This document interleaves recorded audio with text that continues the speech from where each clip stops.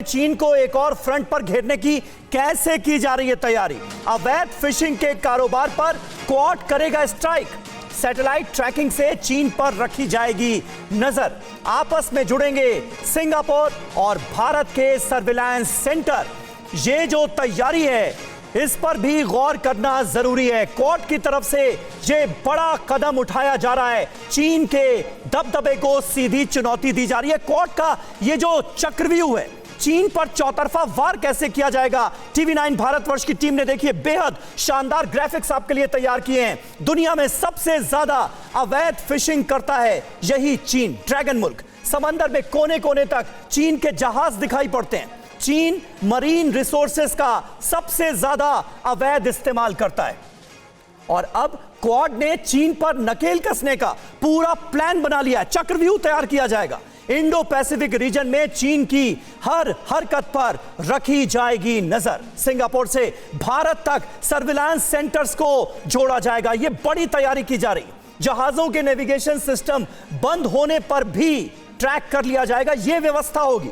Chinese fishing fleet ने 90 देशों की समुद्री सीमा में घुसपैठ की है। अंदाजा लगाइए आप किस तरह से अपनी एक्सपेंशन की पॉलिसीज को आगे बढ़ा रहा है चीन। फिशिंग के नाम पर कई बार जासूसी मिशन चलाए जाते हैं।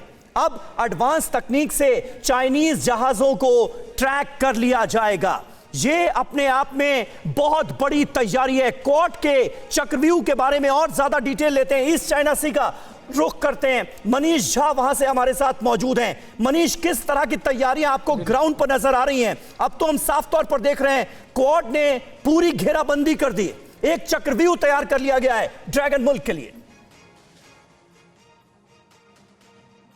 जी हाँ, बिल्कुल। देखिए, चीन का चक्रव्यूह, चीन के खिलाफ जो चक्रव्यूह है उसका एक आलम मैं आपको ईस्ट चाइना सी में कीलुंग आइलैंड पर भी दिखा रहा हूं। देखिए, इस समय टीवी 9 भारतवर्ष अब आपको उन तस्वीरों से रूबरू कराने वाला है जिसे देखकर हर दर्शक का मन रोमांचित हो उठेगा।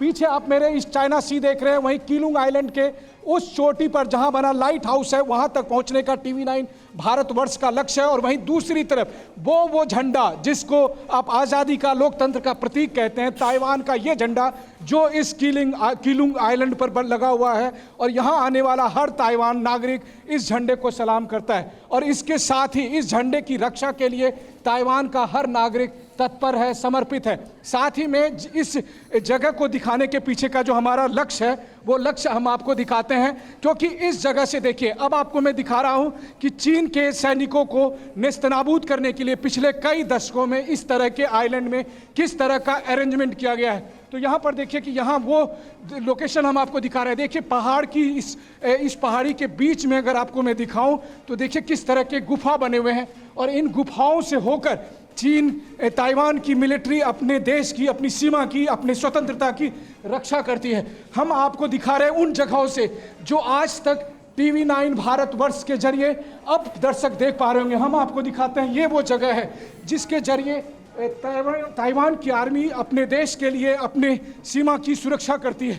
और इस समय देखिए इस पहाड़ी सुरंग को पार करने के बाद हम एक बार फिर उस जगह पर पहुंचे हैं। यहाँ देखिए जो बात हो रही थी कि किस तरीके से चीन के शिप को आइडेंटिफाई करते हैं ताइवान की नेवी, ताइवान की आर्मी। तो देखिए इस तरह के रडार लगे हुए हैं जिस रडार के जरिए ताइवान की आर्मी, ताइवान की नेवी आइडेंटिफाई करती है अपने चाइनीज दुश्मनों को, दुश्मन के शिप को। और इस तरीके से लगातार ईस्ट चाइना सी और साउथ चाइना सी में ताइवान की नेवी अपनी सीमाओं की सुरक्षा में लगी हुई है।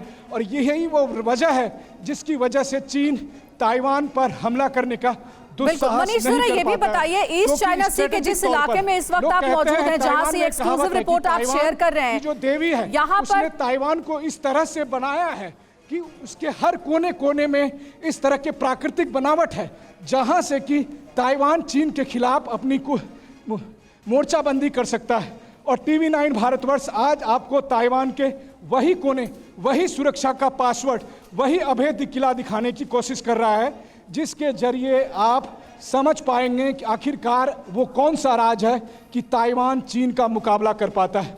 आखिर वो कौन सा राज है जिसकी वजह से कम्युनिस्ट आताताई शासन आज भी लोकतंत्र को कहीं से भी नुकसान नहीं कर पाया है। और निश्चित तौर पर उसमें से एक बड़ा कारण है कि भौगोलिक तौर पर ताइवान को वो कुछ हासिल है जिसकी वजह से ताइवान एक अभेद्य किला बन जाता है और यहाँ आसपास विचरते हुए चीन के युद्धपोत चाह कर भी उस नापाक मंसूबे को कामयाब नहीं बना पाते हैं।